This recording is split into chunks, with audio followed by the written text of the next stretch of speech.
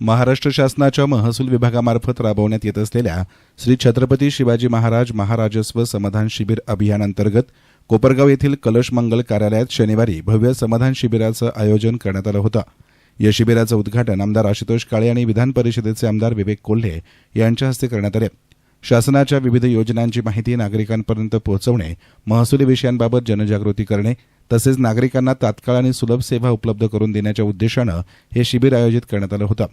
या शिबिरात महसूल विभाग, पंचायत समिती, कृषी विभाग, महिला आणि बालविकास विभाग, आरोग्य विभाग, नगर परिषद, महावितरण, संजय गांधी योजना, वन विभाग, सेतू सेवा केंद्र आदी विविध शासकीय विभागांनी सहभाग घेत नागरिकांना विविध योजनांचा लाभ उपलब्ध करून दिला। यावेळी प्रातिनिधिक स्वरूपात आमदार आशुतोष काळे आणि आमदार विवेक कोल्हे यांच्या हस्ते उत्पन्नाचे दाखले, जातीचे दाखले, डोमिसाईल प्रमाणपत्र, वारस नोंदी, स्वर्गीय गोपीनाथ मुंडे शेतकरी अपघात अनुदान, संजय गांधी निराधार योजनेचे दाखले, दिव्यांग प्रमाणपत्रे, ऑनलाईन दाखले तसेच विविध महसुली कागदपत्रांचं वितरण करण्यात आलं। या समाधान शिबिरात अनेक नागरिकांचे समाधान झाले असले तरी काहींना मात्र निराश होऊन परतावं लागलं। या शिबिराच्या उद्घाटनाला मोठा विलंब झाल्यानं नागरिकांनी तीव्र नाराजी व्यक्त केली। सकाळी 10 वाजता उद्घाटन होणं अपेक्षित असताना 11:30 वाजून गेले तरी कार्यक्रम सुरू होऊ शकला नाही। त्यामुळे विविध कामांसाठी सकाळपासून आलेले नागरिक अक्षरशः ताटकळत बसले होते। याप्रसंगी वक्तशीरपणासाठी ओळखले जाणारे गोदावरी दूध संघाचे चेअरमन राजेश परजरे यांनी वेळेवर उपस्थिती लावली, मात्र कार्यक्रम वेळेत सुरू न झाल्यानं त्यांनीही निघून जाणंच पसंत केलं। आमदार आशुतोष काळे यांनी आपले भाषण घाईघाईनं उरकून घेत पुढे दुसरा कार्यक्रम असल्याचं सांगून तिथून काढता पाय घेतला। त्यांच्या मागोमाग राष्ट्रवादीचे आणि काळे गटाचे अनेक कार्यकर्तेही निघून गेले। त्या पहिल्या शिबिरामध्ये तहसीलदार साहेब आपल्याला मी सूचना केलेली होती का शासनावर शिबिर घेण्याची वेळ का आली। आपण जर शासनाच्या ज्या काही योजना आहे, अनेक योजना शासनाने त्या ठिकाणी आखलेल्या आणि या योजनांमधून अनेक लाभार्थी त्या ठिकाणी लाभ घेऊ शकतात, परंतु त्यांच्यापर्यंत ही लाभाची माहिती त्या ठिकाणी पोहोचत नाही। ठीक आहे, माध्यम असतील, परंतु माध्यमांपैकी सगळेच माध्यमावर लोक असतील असं काही माध्यम मुळामध्ये त्यांना लाभ देण्याची गरज आहे, त्याचा अर्थ ते गरजू लोक आहे आणि म्हणून त्यांच्यापर्यंत आपले प्रतिनिधी, शासनाचे प्रतिनिधी त्या ठिकाणी जाऊन त्यांना लाभ कसा मिळेल, त्यांची परिस्थिती कशी आहे याची जाण त्यांना आहे।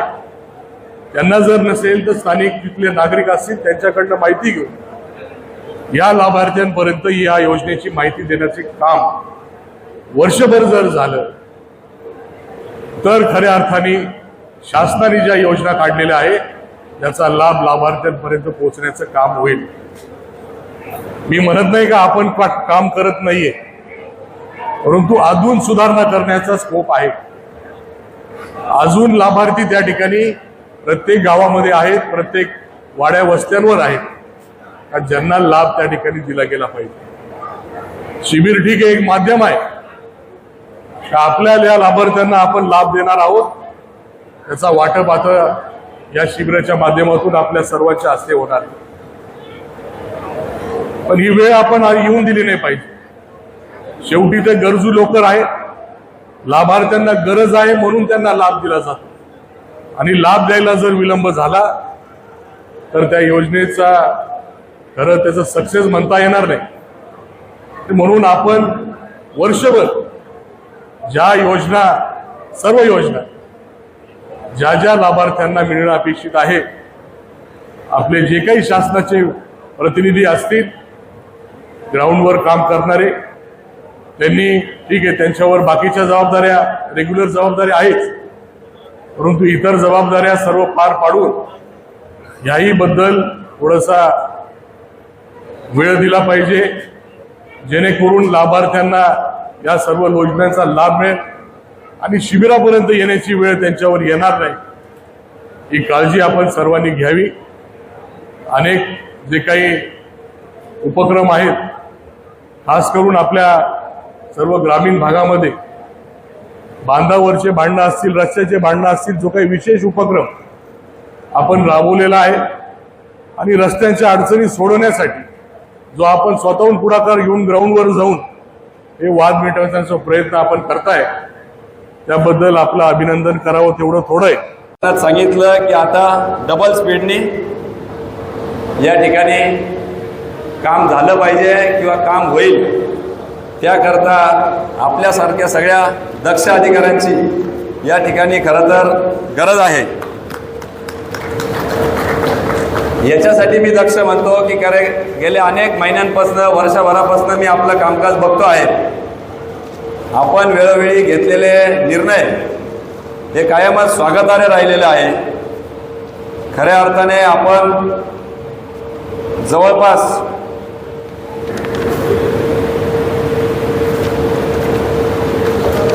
73हून अधिक राहुल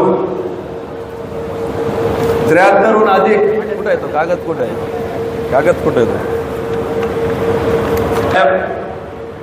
लोकप्रतिनिधींनी कौतुक केलं पाहिजे, कौतुकाची थाप दिली पाहिजे.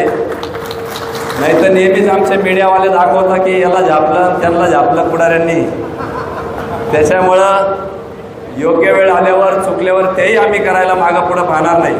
परंतु निश्चितपणाने जे काय कोपरगाव तालुक्यातील जवळपास 78 शेत रस्ते खुले करून आपण जो काय वाद पेटवला आहे, मला सांगायला आनंद होतो की 30-30 वर्ष जुने वाद होते, 40-40 वर्ष त्यामध्ये काही वाद होते. 3-3 पिढ्यांपासून त्या ठिकाणी चालू असलेले वाद, अगदी काही केसेसमध्ये त्या ठिकाणी लोकांचे मर्डर झालेले. अशा सेन्सिटिव्ह केसेस साहेबांनी पुढाकार घेऊन त्या ठिकाणी हे सगळे रस्ते खुले केले. त्याबद्दल मी त्यांचा विशेष आभार मानतो. त्याच कार्यालयातून आपल्यापर्यंत आम्ही कागदपत्र पूर्तता करून पोहोचवले होते. त्याच्यामुळं कोऑर्डिनेशन हे ठेवण्याचा प्रशासनाची आता जबाबदारी वाढलेली आहे. दोन्ही आमदार असले तरी 1+1 11 झालं पाहिजे, 1+1 0 व्हायला नको, याची काळजी आपल्याला घ्यावा लागणार आहे.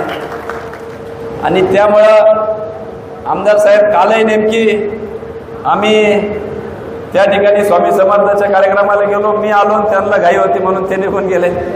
आजही नेमकी ते शुभेच्छा न देताच निघून गेले. त्याच्यामुळं आम्ही आमचे वेळोप्रसंगी काळे कोल्हेंनी दाखवून दिलेलं आहे की समाजाच्या शेतकऱ्यांच्या पाण्याच्या प्रश्नासाठी एकत्रित येऊन प्रश्न सोडायची धमक स्वर्गीय कोल्हे साहेब आणि काळे साहेबांमध्ये होती. तीच अपेक्षा इथून पुढं त्यांचे कार्यकर्ते असतील, आपले असतील, नेते असतील, यांनी ठेवावी ही या निमित्ताने मी अपेक्षा व्यक्त करतो. या उद्घाटन प्रसंगी कोपरगाव नगरपालिकेचे लोकनियुक्त नगराध्यक्ष पराग संधान, उपनगराध्यक्ष जितेंद्र रणशूर, तहसीलदार महेश सावंत, तालुका कृषी अधिकारी मनोज सोनवणे, नायब तहसीलदार प्रफुल्लता सातपुते, भूमी अभिलेख अधीक्षक रवींद्र करवणे, निवासी नायब तहसीलदार चंद्रशेखर कुलथे, कृषी उत्पन्न बाजार समितीचे सभापती साहेबराव रोहम, मंडलाधिकारी मच्छिंद्र पोकळे तसेच विविध विभागांचे अधिकारी कर्मचारी, शेतकरी, लाभार्थी नागरिक, विविध राजकीय पक्षांचे पदाधिकारी, नगरसेवक, नगरसेविका, माजी पदाधिकारी आणि कार्यकर्ते उपस्थित होते. यस्तान मीडियासाठी प्रतिनिधी युसुफ रंगरेज, कोपरगाव.